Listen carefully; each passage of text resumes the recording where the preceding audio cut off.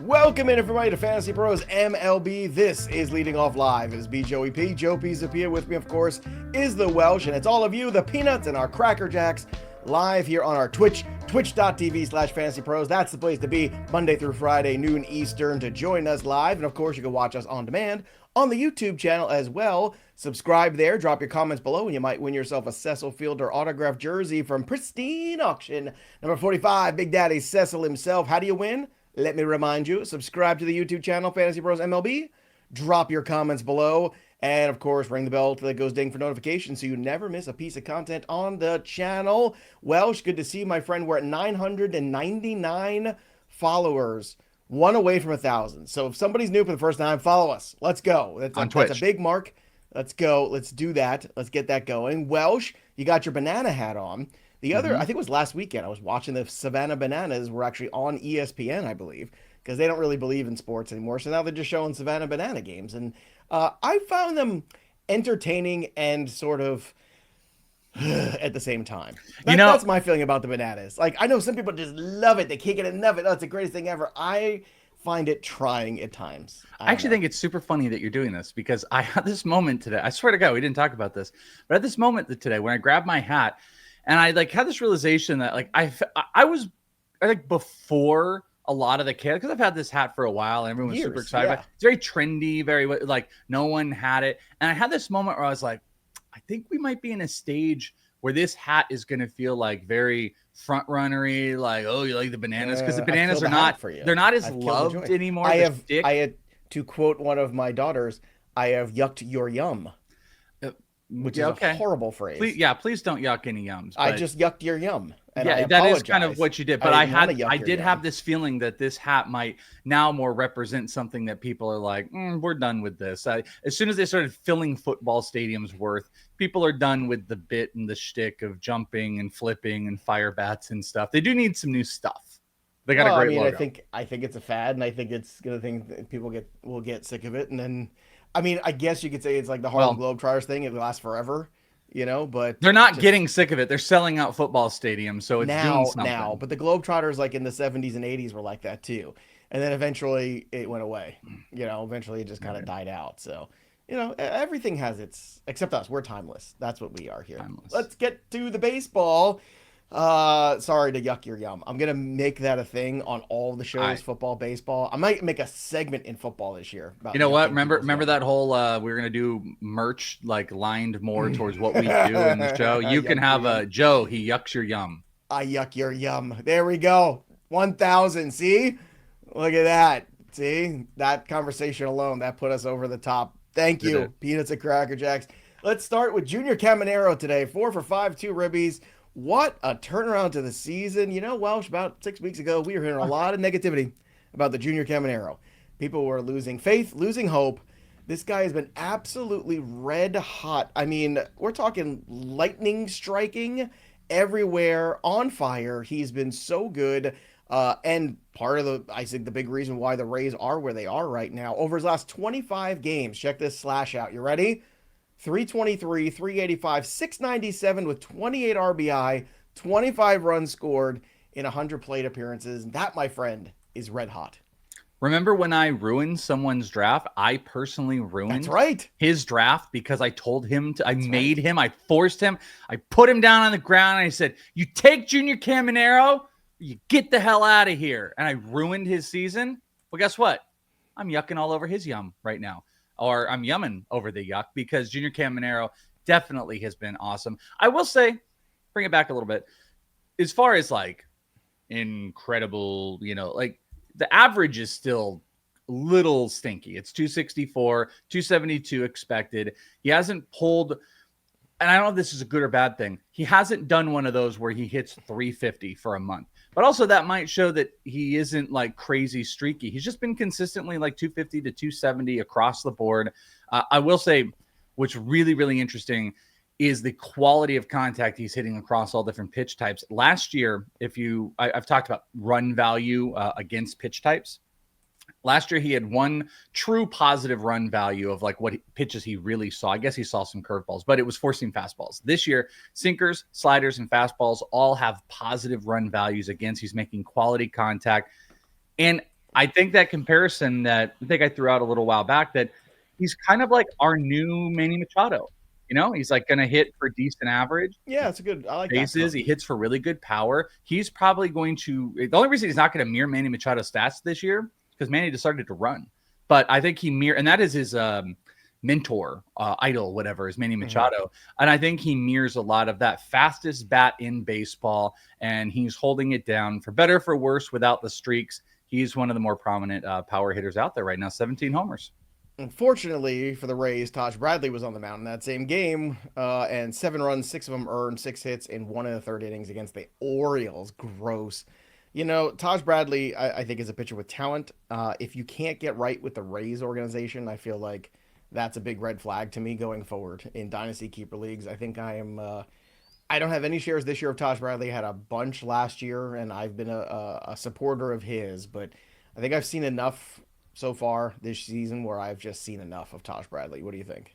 Yeah, I'm a little bit. I don't know if I've seen enough. He's just gone through so much with this team where it was like, remember they scrapped in the minors his cutter, and that's kind of come back. He's 3 pitches he's throwing in like the 90-mile-per-hour range. I think the big expectation was like that split finger to be better, and it just really hasn't. It's given up a higher batting average this year. The whiffs have gone down. I think that really ends up hurting it. There's no whiffs to be had on the fastball, and that cutter is just the Rays really didn't seem to know what to do with it. So I kind of think, like, how old is he right now? Like 24? He is 20. Yeah, 24. Bradley is 24. So Taj still young, Taj to me is going to be one of those guys where he's like 27 and it's all going to click. Like he's going to be like a top 15 guy, the cutter, the splitter, Rays, though, but he might not be with the Rays, and he might be on the precipice of like being a free agent and traded. It's just might be a guy for him to be an elite player. It might take him a couple more years, and I think he's a turnstile. 10 team, don't even need it. 12 team, if there's anything out there, he might be kind of a turnstile. If you have streaming options, you could move to that, because the 5 ERA is not great, but we'll say 3.78 expected ERA with okay strikeouts. If the strikeouts came up and the expected ERA started to come in, he would be a serviceable fantasy guy, but he's not. The Yankees keep losing, so do the Mets. Thank goodness that there's 2 teams in New York, so we can enjoy all this losing at one time, right, Welsh? Right, Welsh? Was I in a no pun intended, an island on that whole thing? Like, yeah, you guys don't need 2 teams. Of course we do. It's a massive place. There's so many people. Great, and you can all love the Yankees. Does Chicago need 2? Does the Chicago need the White Sox and the Cubs? It's a massive city with the amount of people. Yes, and the suburbs. Yes. What about Nashville? What about Nebraska, Joe? It's called the Rays. Nebraska should have a team too. It's called the Athletics. Don't go to Vegas. Do you want the Montana White Sox? I want the Hannah Montana White Sox. But how about the Braves and Chris Sale, who, dude, let me remind you, I said this about 2 weeks ago, maybe a week ago, about Chris Sale and the Cy Young Award. Now, that number is plus 1,400. And I got to tell you, I locked in at plus 15. It's gone down to 14, 8 2/3 shutout innings. Just incredible outing for him. Just dominated the Mets. Ronald Acuna had a home run in that game, too. And by the way, Acuna, since he's come back on May 23rd, no one has a higher batting average, 390, a higher on base at 495, or a higher slugging at 720 than Ronald Acuna. So guess what? He's fine. But Chris Sale, I'm telling you right now, you better bet this, because I feel like that is going, if the Braves get hot and they're on the precipice of sweeping the Mets, and then they go out there and they kick the crap out of the Phillies, guess what? That schedule gets easier. The Braves are going to be not only in the playoff race, but in the hunt for potentially that division by the dog days of August. It's not impossible, especially with the injuries to the Mets rotation. I'm telling you right now, Chris Sale might be looking at a back-to-back. Just saying. I know Skeens and Yamamoto are above. Who else? That's it. That's it now. So wait, it's like plus 200, and then goes to 1,500? On FanDuel, it was very close. I'll give you the huge exact numbers in a second. But how about while I'm looking for that, how about the Ronald Acuna return? Just red hot return, which is a nice change of pace, because typically when guys have come back from injuries this year, it's been sluggish, especially the pitchers. Yeah, and I want to talk about Sale though, but I agree. I'm sorry. It's Paul Skeens minus 380. Zach Wheeler plus 1,200. Chris Sale plus 14. Yamamoto 20-1. Okay, yeah, Wheeler was the one I gave out a long time ago. So just to finish on Sale real quick, I was texting with, again, this is another day shout out, but Dennis Sidler, because he is friends with Chris Sale. There's articles written about it, and he was able to get us that awesome giveaway of the Chris Sale stuff in the preseason. And we were talking about just how absurd Sale was. Sale's pumping high 90s in the 90th pitch, had this incredible diving catch at like pitch 106, and was one batter away from a complete game. A 36-year-old complete game. He had 116 pitches, and guy got on, so he had to get out of the game, and they had Iglesias come in. But I just don't disagree with what you're saying here. The wins would be great if he was up, but he's got a 2.5 ERA. He's got an incredible 30% strikeout rate. His expected numbers tell the same story. He is what is silly is how far the gap is between all these guys. Like, Wheeler and Sale should be near each other, but that they're so far away from Yamamoto and Skeens, it's kind of silly Yamamoto's right now. Behind them, is what I'm saying. He moved behind. So Sale is 3. Sale is 3, Wheeler's 2 at plus 1,200. Yamamoto's 20-1. Skeens being minus 380, I think is. Look, I love Paul Skeens. He is super fun, but I mean, meaningful games do matter, I think. And if Chris Sale is one of the reasons why the Braves get back, and I have money on Ronald Acuna, by the way, as well, for comeback player of the year. I bet it before the season started, and I got a great number on it. I couldn't believe the plus money I got on it. I just, look, Skeens is brilliant. I get it, but his ability to crack double-digit wins this year is terrifying. I just don't know if he can do it. The main thing that stands out is it's just like, the gap shouldn't be as big. It really shouldn't. Skeens has him an ERA of 1.78. He's got him in WHIP at 0.85, but he has a 4-6 record. He has 1 strikeout more than innings pitched. And I know that's not the be-all, end-all, but Sale has got 114 strikeouts to 89 innings. He's got a 5-4 record and the same amount of starts.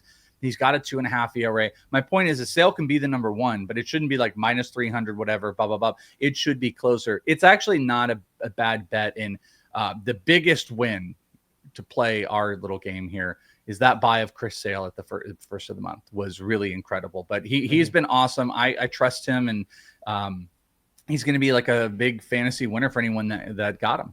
Think about this too. At some point, Paul Skeens, I think, is going to wear down in August and September too a little bit because he's never thrown 200 innings. That's not happening. I mean, he threw a lot of innings. I'm forgetting the innings now, but like last year. Yeah, but in college, I mean, they used him through the. I don't think what hurts him more, and this is right now. Games hurts him the most. Yeah, that's what I'm getting at. The second half of the season, the thing that hurts 133 innings last year in the big leagues. Yeah, but the thing that's going to hurt him the most across the board is that he is on just an absolutely atrocious team. He's on a team that's going to keep losing, that's going to trade off pieces. Paul Skeens is a legitimate shot to not get to double-digit wins. Can you give a Cy Young to a guy with 9 wins who has a 2 ERA, or do you need to look at the guys that are on winning playoff-based teams like Chris Sale and Zach Wheeler? That's going to be the real tough thing. Winning, but like, how about like picking a team up by its haunches and carrying it through the time it was terrible back into relevancy? Because that's what Chris Sale's doing right now. Strider, up until recently, had been terrible. The Braves have been pretty awful collectively. Chris Sale has been the shining star. I mean, Schwellenbach's been good. I don't want to take too much away from him, but it's Acuna's return. But before that, it was Sale keeping them just hanging on. You might have the rookie of the year in Drake Baldwin because Baldwin has done the same thing. And the only thing on Acuna I'd say is the reason that he is, I mean, I think it is silly, a little homerish that like, Corbin Carroll is not in like the top 3 of fan voting for the All-Star game. But the reason, not only because fans are ridiculous and shouldn't have a vote and just vote on their favorite player, but actually Acuna does kind of deserve that top 3 spot in the outfield because of like what you said. Since his return, he's pretty much been like the number 1 outfielder, number 1 player out there. And he's been carrying this team as well. So, not much to like analyze about both of those guys unless you don't believe things are going to continue. Acuna's clearly not running, and I think that hurts a little bit of the fantasy value. It's not going to be an aggressive degree, but let's give it time. Yeah. What is he at right now? 1? Yeah, but I mean, he's been back for what, 2 weeks?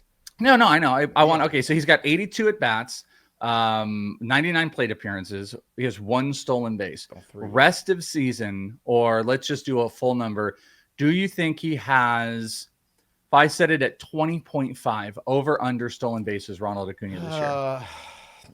It's a great number. I think that's a great number. I'm going to go just under like 19 or 18. I'm going to go under too. Yeah, no, that's fine. But next year, I think the gloves come off. Shout out to B Reynolds for being our 1,000th person following here on Twitch. That's very cool of you. Thanks, Reynolds.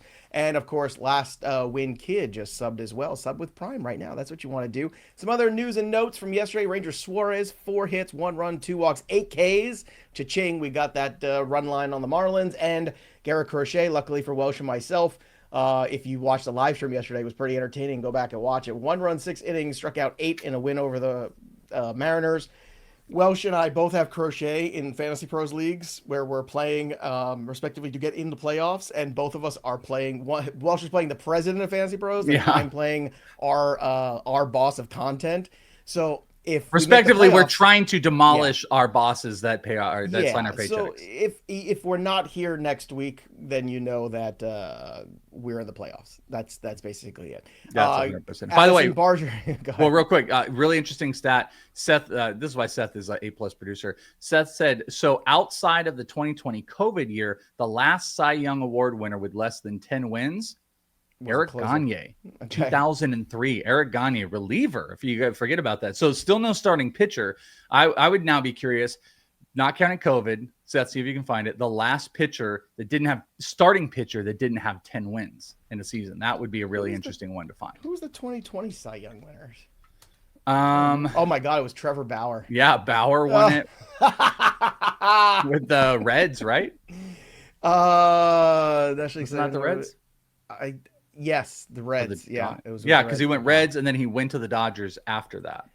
Addison Barger, 3 for 4. Good night for him. He continues to be great. One of our favorite waiver pickups. About a month ago, we were talking about him, and hopefully you picked him up. By the way, there's a lot of rumblings in a couple different outlets here. Ooh, especially after how it's gone for the Mets against the Braves and how this pitching has gone.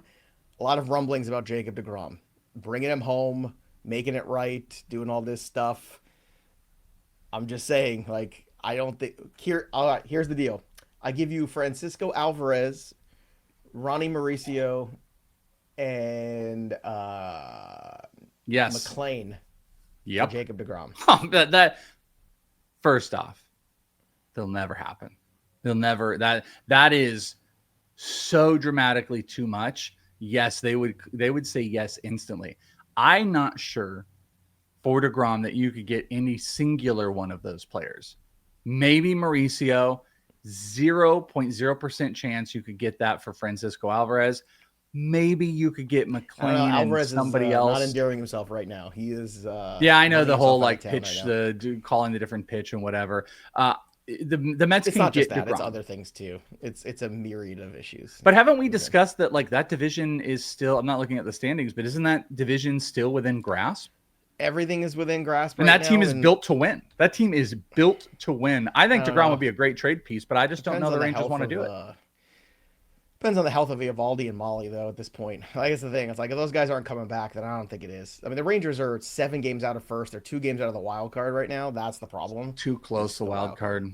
Too close. Give it a couple weeks. Let the Rangers keep losing. Might get the little. Bruce Bochy doesn't have time to sit around and have a rebuilding team, respectively.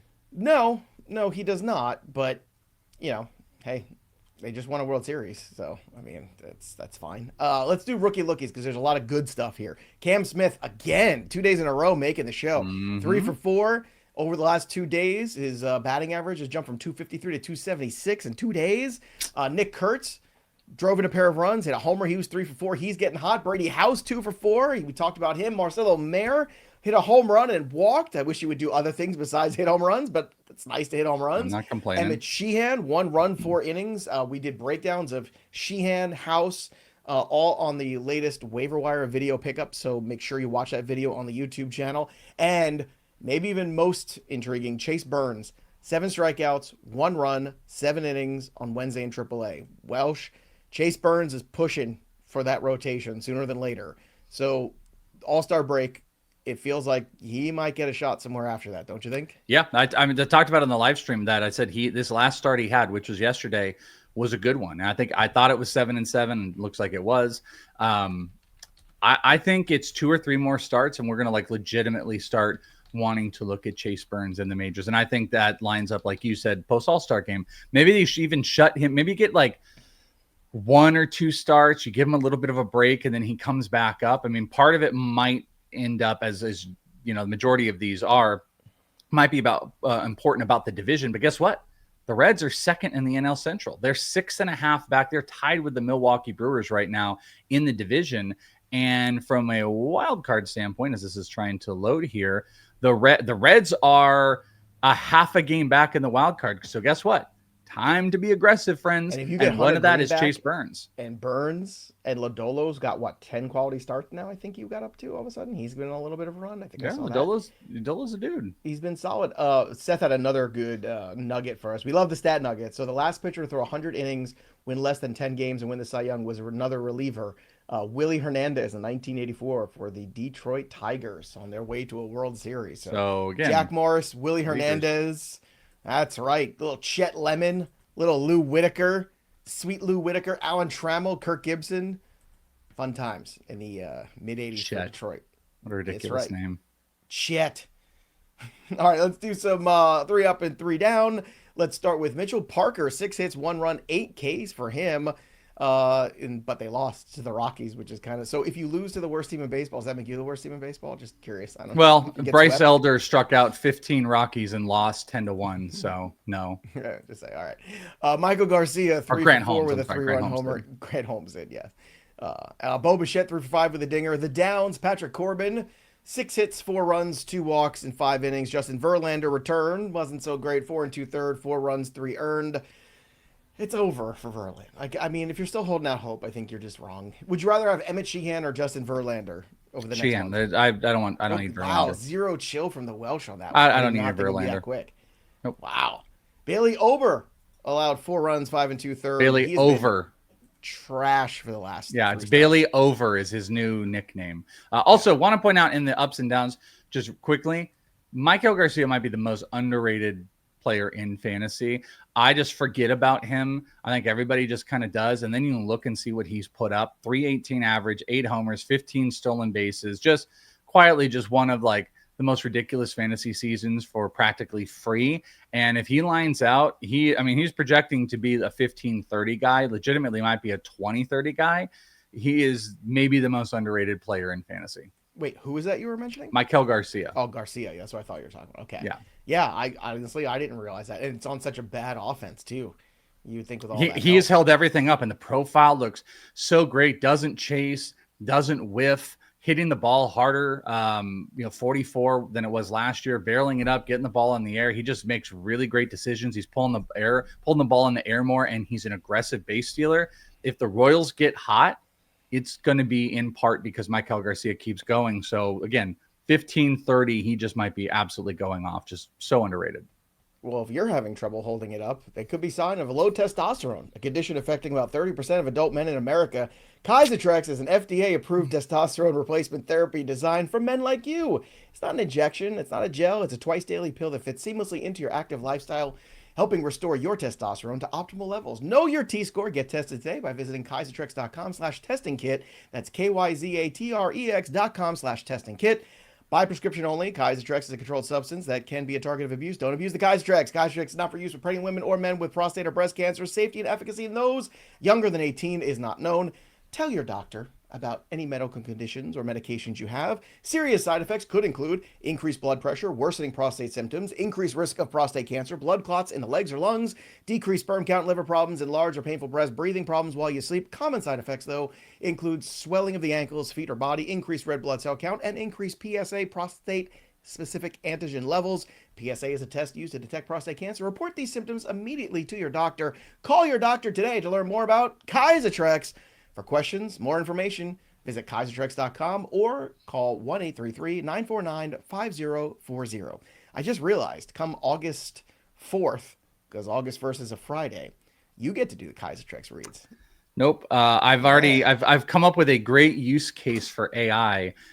I'm going to make an AI Joe. Like you just froze there. It's perfect. I think what I might do is I will get just a picture. We'll have a static picture and we'll just have like AI versioned reads for you. So I don't have to do them.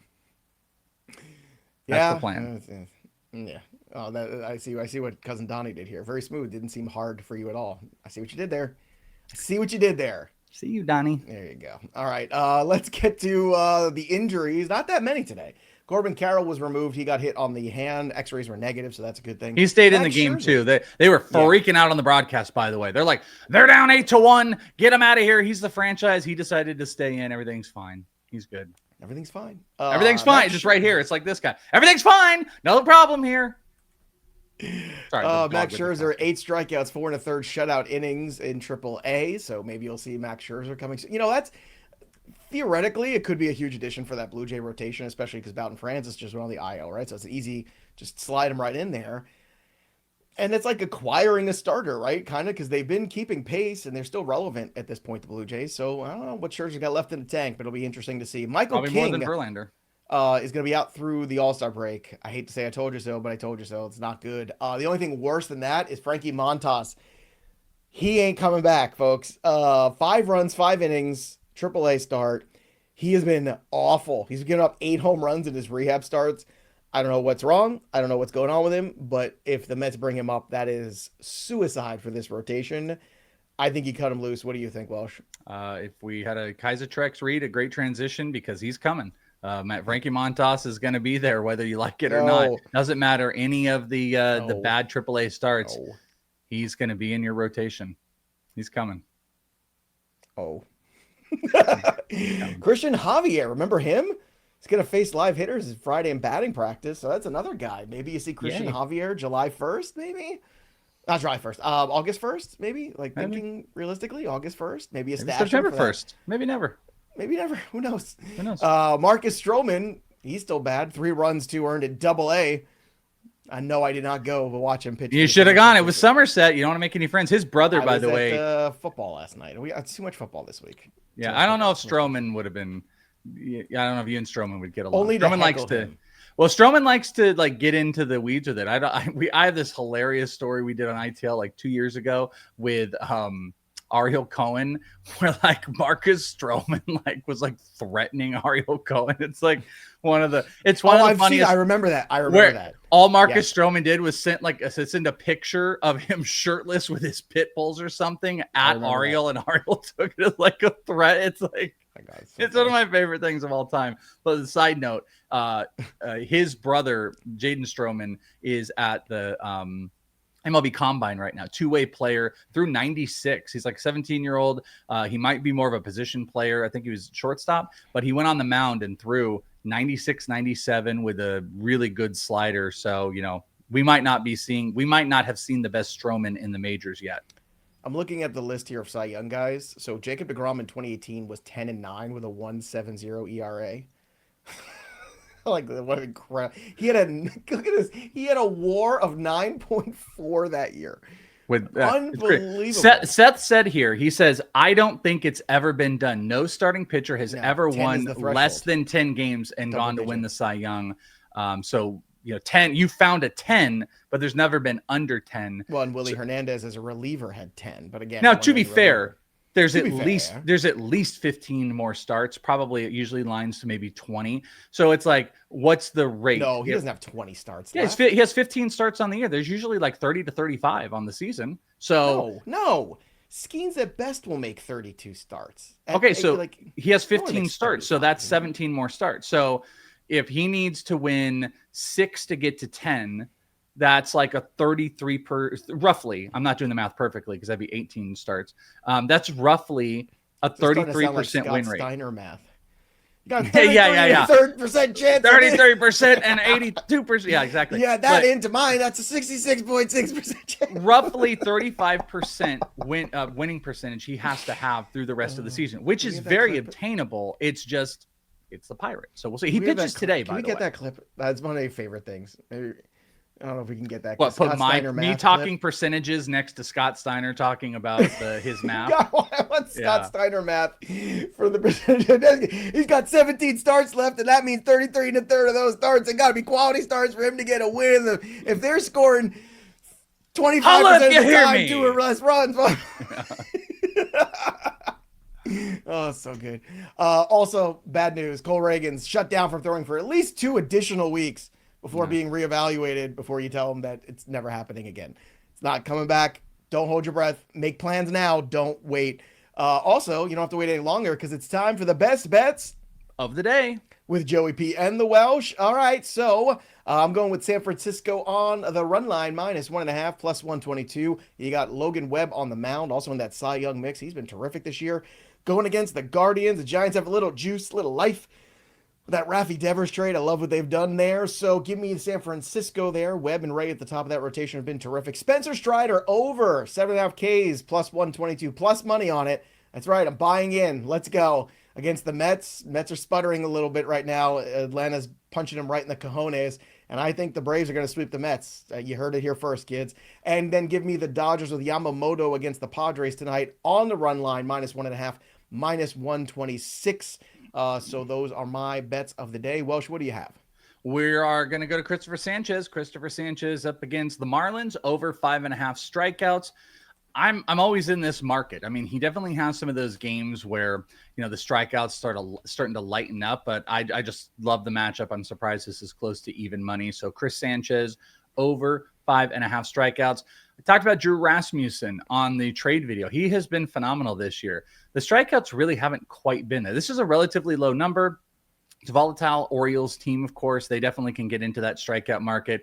But Rasmussen has actually failed to get to over 5 strikeouts in 6 of his last 9 games. So I think this one is definitely live with high plus money. And this is a little bit of a bank on maybe the start of the regression, over full expected ERA higher than his actual ERA. So I'm betting against Drew Rasmussen at plus money for under 4.5 strikeouts. And then your New York Mets, first 5 money line, plus money on the first 5. I'm going to take it under Clay Holmes.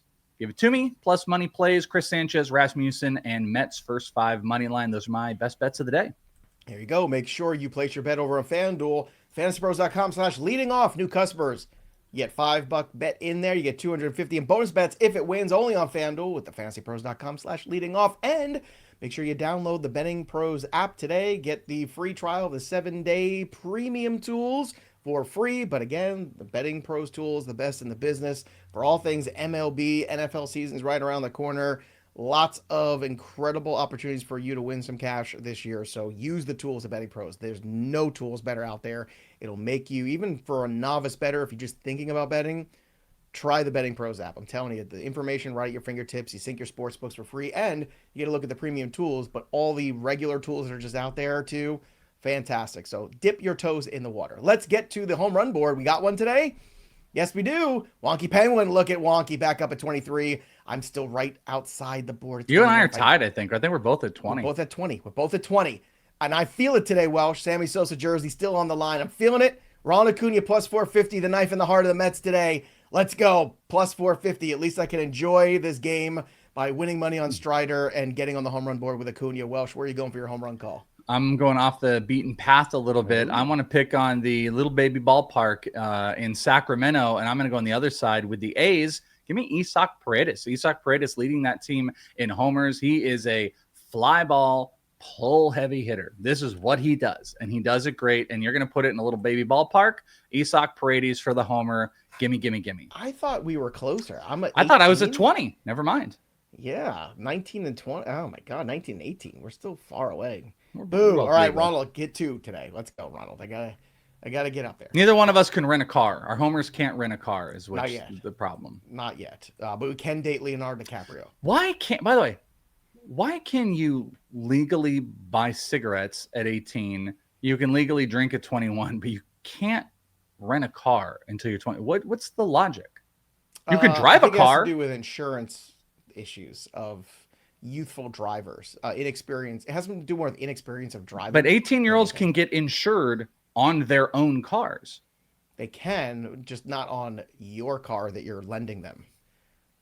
Think about how many teenagers you want to lend your car. No, I don't want to. I just think about that. Think about that. Your teenage nephew comes over and says, "Hey, Unc, I need to borrow the car to run to the Wawa for Schwarberfest or whatever." You really trusting him? I don't know. I mean, maybe. Yeah, but I'm saying you can't go rent in your stomach. You're not feeling good about it. You can gamble, you can drink, you can do all the things, except you can't rent a car. You can't gamble in a casino at 18. I think I'll be 21. No, I mean also saying 21. Well, there's laws and there's rules. We're a country of laws. We follow those rules, right? There we go. The insurance rates go up with younger drivers. Then charge them more. It's the overhead in the company. See, look at that businessman, cousin Donnie, giving us the shout out. It's not important to me, by the way. It's just something I was thinking of. Like, why can they do this? You got to be 21 in Arizona to buy cigarettes? Maybe that changed. I don't know. Oh, I haven't seen someone smoke a cigarette in a long time. I have. I see everybody vaping. I've been to Walmart, so I've seen it. So. Well, you live in Arizona too. So. Arizona's a different place. It's different. It's special. Do we have the Scott Steiner clip? I don't know if we have it.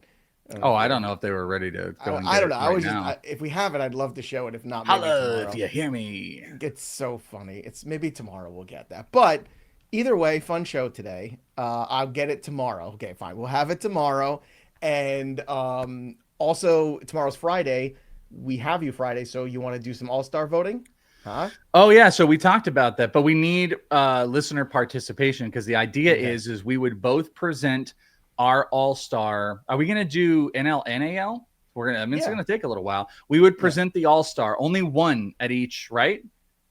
Yes. Because then if we have a tied player, or if we have a different player, then the audience has to vote to be between those two. Yeah, so just arguably, if I had, Corbin Carroll is the outfielder and Joe had Fernando Tatis Jr. Outfield is going to get tricky. Outfield is if I had Pete Alonso and you said Freddie Freeman, then we would. That's a better one. That's a much better one. Then the audience gets to pick. You mucked it up right away. You yucked the yum at the end of it. Full circle. That'll do it for us. But the story of the game goes on for the Welsh. I'm Joey P. We'll see you next time, kids. Don't let anybody yuck your yum. Gross. It's a super gross saying. Terrible. I hate it. I hate it so much I have to embrace it to get past the hate of it. I think that's I don't understand anything kids do. It's similar to the can I get a hiya? What is that? Oh god, I hate that. Oh, that's the worst. It's the worst.